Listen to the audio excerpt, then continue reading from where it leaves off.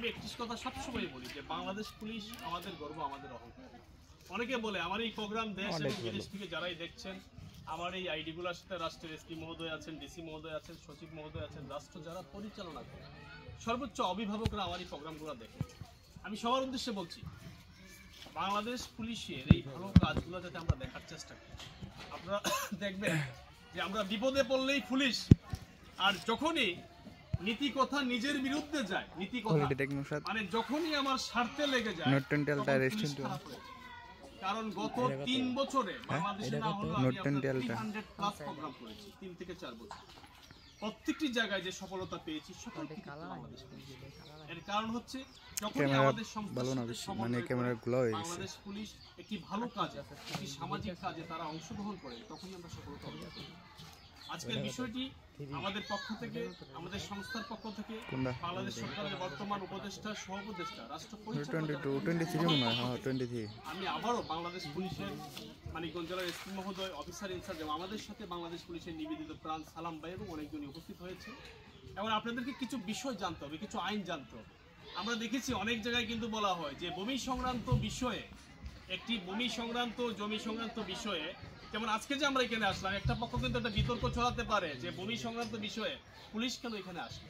কিন্তু আসলে আপনারা জানতে হবে পুলিশ আসতে পারে, কখন আসতে পারে। দুইটা পক্ষ সামাজিকভাবে যখন বিষয়গুলো সমাধান করবে, সেই সমাধানের স্বার্থে বাংলাদেশ পুলিশ কোনো সংঘাত এড়ানোর জন্য একটি ভালো কাজের সহযোগিতা করবে। এটা আপনাদেরকে জানতে হবে। আমি এই কথাগুলো এই জন্য বলছি যাতে আমরা আসার পরে কোনো ধরনের বিতর্ক ছড়ানো না হয় যে এখানে জমি জমার বিষয় কোর্ট দেখবে, পুলিশ কেন আসবে। পুলিশ সামাজিক কাজে আসতেই পারে। পুলিশ কি এসে বলছে যে আপনার জমি এরে দিয়ে দেন, এর জমি এরে দিয়ে দেন, বলছে কেউ? আমি বলছি, আমার সংস্থা বলছে। তাহলে এই বিতর্ক না ছড়ানোর জন্য আমার এই লাইভ যারা দেখছেন তাদের উদ্দেশ্যে আমি বলছি যে আমরা এখানে এসেছি, আমরা কোনো পক্ষ না, আমরা নিরপেক্ষ। আমরা এবং পুলিশ আমরা নিরপেক্ষ। আমরা যেটা সঠিক সেই সমাধানটা আমরা করতে চাই। আমরা আগামীকালকে আমাদের একজন অফিসার কথা বলবেন, বিবাদী পক্ষের সাথে কথা বললেন যে ডেটটি নির্ধারিত হবে, সেই ডেটে আপনারা উভয় পক্ষ আমিন সহ এবং এই তারিখটি আমরা লিখিত আকারে, আমরা কাগজ সহ আপনারা দুইটা পক্ষ উপস্থিত থাকবেন এবং আমরা সেটা লিখিত আকারে এসপি মহোদয়কে আমরা জানিয়ে দিব যে এই তারিখে এই এলাকায় এইভাবে দুইটা পক্ষ সামাজিকভাবে বসবে এবং এখানে সার্বিক পুলিশি প্রশাসনিক সহযোগিতা করার জন্য। এবং একটা কথা আমি স্পষ্ট বার্তা দিতে চাই, অনেক মানুষের কাছে কিন্তু আমি খারাপ, কাদের কাছে জানেন? দালালদের কাছে। এই যে দালালদের উদ্দেশ্যে আমি বলছি যে দালাল এই বিষয়ে যদি দুইটা পক্ষকে সংঘাত লাগানোর জন্য, শেষ যাতে না হয় এই জন্য যদি কোনো দালাল জড়িত হয়, সেই দালালকে আমাকে ধরাই দিবে, খবর আছে, দালাল আমি দেখবো কই বন্ধু যেতে পারে। আর দালালের চোখেই আমি খারাপ, আমার নামেও বদনাম। মানুষ মানুষ ভালো থাকবে, খারাপ থাকবে, আমার নামেও বদনাম হয়। হ্যাঁ, এই দালালরা করে।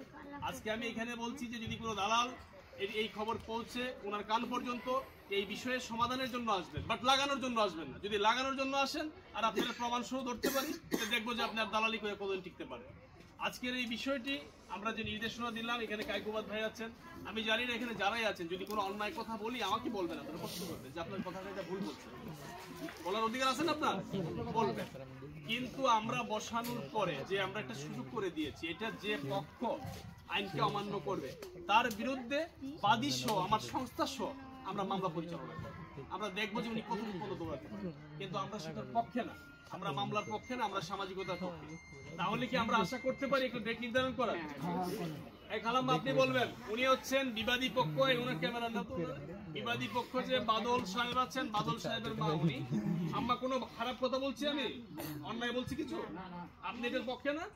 আপনারা যার যার কাগজ নিয়ে আপনারা বসবেন, মাপার সুবিধার ক্ষেত্রে আপনি যে সীমানা বলেছেন দুইটা পক্ষ, সেটাও আমি বুঝলাম। সুবিধার ক্ষেত্রে যদি দুইটা পক্ষ না হয়, তাহলে ফিলারের মৌজা অনুযায়ী, মৌজার যে ফিলার আছে, যেটা আপনার নকশায় আছে, কাগজে আছে, সেখান থেকে চারিদিক মাপাবো। এইখানে কোনো ব্যক্তি যদি না আসে, তাহলে বুঝবেন তার কাগজ নাই, তার সমস্যা আছে, তার দুর্বলতা আছে, তার নাম ঠিকানা আমাদেরকে সবকিছু দিই। এক কথায় আমরা ন্যায়ের পক্ষে, অন্যায়ের বিপক্ষে আমাদের লড়াই, এক কথা। তাহলে আমি আজকে আবারও, আমি যারা দেখছেন, আমি সবাইকে কৃতজ্ঞতা প্রকাশ করে, এবং আমি আসলে কথা বলতে গেলে তো অনেক কথা বলতে হয়, আমি কেন বেশি বলি পুলিশ নিয়ে, আসলে এই কথাগুলা এই দেশে অনেক এসপি মহোদয় আমাকে বলেছেন যে রায়ন সাহেব আপনি যে বলেন আর কেউ বলতে চায়, আসলে আপনারা ভাববেন না যে আমি একটু বাড়িয়ে বলছি, এটা বাস্তবতা। আমি গত কিছুদিন আগে আপনার বরিশালে রাতে 3টা বাজে আমার গাড়ি নষ্ট হয়েছে। আমি কিন্তু আল্লাহর পরে, মা বাবার পরে আমি বলছি এখানে থানা আছে কোনটা দেখো, এই বলছি না যে এখানে থানা কোথায় আছে, আমি দেখলাম যে ডাকাতি হইতে পারে যে অবস্থা। তাড়াতাড়ি থানায় ফোন দিছি যে আমি তো একটা প্রোগ্রামে এসে আটকে গেছি। অসীম মহোদয় করছেন কি, সাথে সাথে 2টা গাড়ি পাঠিয়েছে। ওনারা গেছে, আমাদের মনে শান্তি আছে যে আমি মনে হয় এবার সেই আসলে এত কাজ ওনারা করে। আমি মানুষ মাত্রই ভুল, আমার মধ্যে আমার 5 জনের মধ্যে একজন খারাপ হতে পারি না। একটা সংস্থার মধ্যে 2-4 জন 10 জন লোক থাকতেই পারে ভিন্ন মতে, ভিন্ন কাজে। এই জন্য কিন্তু সংস্থাকে কোনোভাবে দোষারোপ করার সুযোগ নাই। আপনি বলতে পারেন না যে এই সংস্থার বিলুপ্তি চাই, আপনি বলতে পারেন না বাংলাদেশ পুলিশ বাহিনী বিলুপ্তি চাই। আমরা ব্যক্তির বিলুপ্তি চাই, যে ব্যক্তি দুর্নীতি করেছে, কিন্তু বাহিনীর বিলুপ্তি চাই। বাহিনী আরো সুসজ্জিত।